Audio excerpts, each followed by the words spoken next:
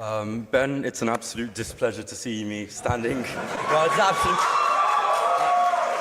I will get to my question, however. Thank you for coming anyway. My displeasure. Now, I'll repeat the question that I sought to ask you. You have recently been discussing a lot about the history of the occupation of Palestine. I will call it that. I know you will oppose that, but I will call it that. The occupation of Palestine. The whole thing, right? Just to be clear? The entirety of Palestine. Thank you. You may accuse me of genocide if you wish. That is not my position. Sure. And I will, but go ahead. Anyway, so the point about the occupation of Palestine, you have released multiple videos. You have essentially made yourself the cheerleader of Israel in a lot of sort of Western media spaces. So I watched some of your videos about the conflict, and I found a number of inaccuracies. First of all, you describe in 1920, you refer to Jordan as part of Palestine historically. That has never been the case. There has never been a state of Jordan. British Mandate Palestine, yes. That is still not the case. Jordan has never been part or considered part of Palestine. The only time that Jordan has been considered adjacent to Palestine is part of sort of biblical mythology where Transjordan was a reason. That's wildly inaccurate. The British Mandate had a mandate over all of Palestine, and then they separated off Transjordan and handed it to the Hashemite Kingdom of Jordan. You will get your chance to reply. Let me finish. Now, the second point that you have phrased constantly and consistently, and it's quite a popular Zionist talking point, is the fact that the Arabs have rejected peace every time it was offered to them. Now, I would like, of course, there's been multiple times where peace has been offered, so let's discuss some of them. The Peel Commission. The Peel Commission entailed expelling multiple Arab families and multiple Arab communities, largely agrarian, from the land in order to create a Jewish state under a colonial authority. Now, I understand, of course, you are a Zionist, so you believe that's desirable. But for the Palestinian farmers, I can imagine they would not have enjoyed that. Number two, you mention that that after 1948, the Arabs had the chance to negotiate and make peace with Israel. Apart from the fact that in 1956, Israel invaded the Sinai in Egypt, unprovoked, purely due to the fact that President Nasser nationalized the Suez Canal. Then you claim that the 1967 war was a war of extermination. But if you will read any trusted and respected historian over the 1967 war, and perhaps you may even decide to read some of the books of Moshe Dayan about the actual conflict, where he describes that Israel actually provoked the conflict and there was no chance of the extermination of Israel. Then you claimed that the 1973 war was a war of the destruction of Israel once again, which it was not. It was actually the reclaiming of the Sinai and the Golan Heights, which Israel has illegally occupied. So, you have lied multiple times. I can continue if you would wish, but I would like to ask you the question.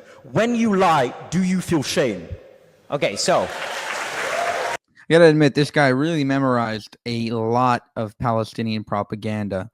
So, give it up for him. That's a great job right there. Now, hear Ben's response and rebuttal to every one of those points.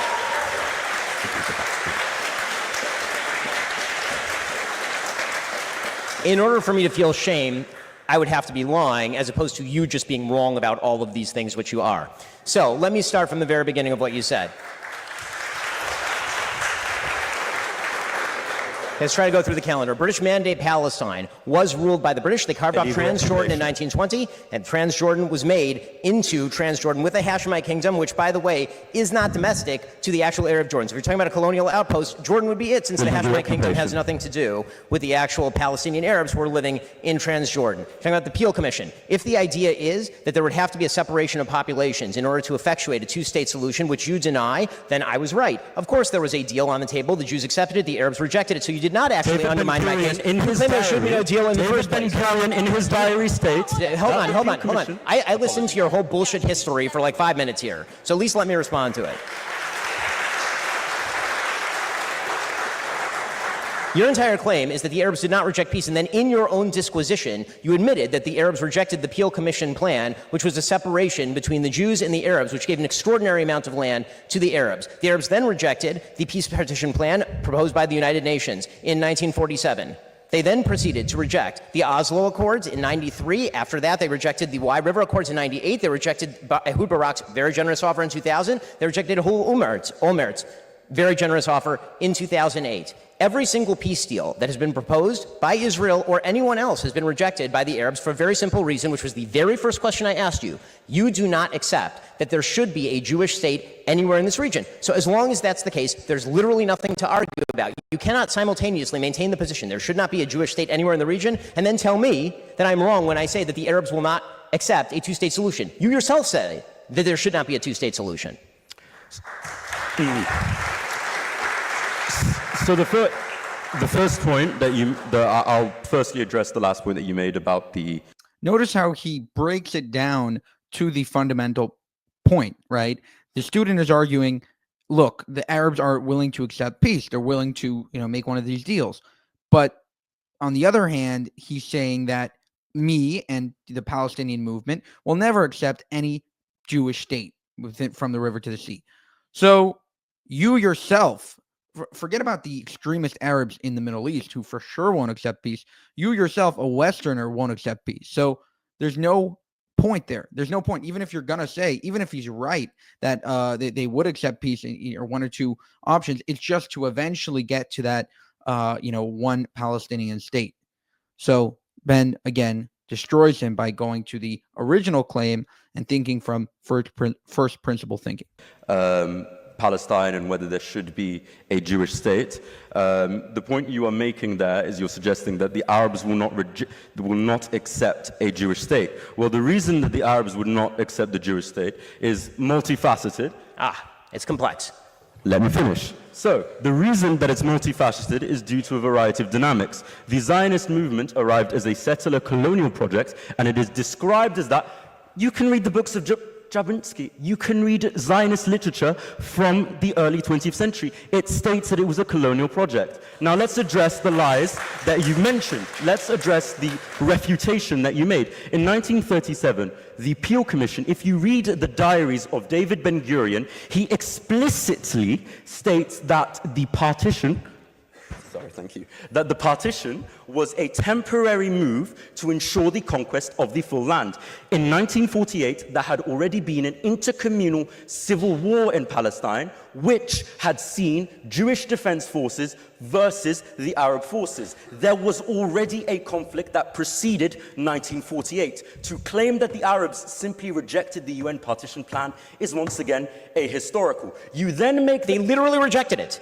How could it be ahistorical if they literally rejected it? If there was a war beforehand, and once again, you just reject fundamentally the existence of the state of Israel, period. So how can... I attempted to interrupt you, I was told to silence. So I would ask you again, please shut up. My point now, I would like to continue, and you then mention the what was the peace plan you mentioned after? Okay, which one should we do? Should we do the? We finished 1948. What after? Okay, so there was the 2000 peace plan from Ehud Barak. Okay. There was the 2008 peace plan from Ehud Olmert. There's the pullout of Israel from Gaza Strip in 2005, handing it over to Hamas. Let's get the next person up now. All right.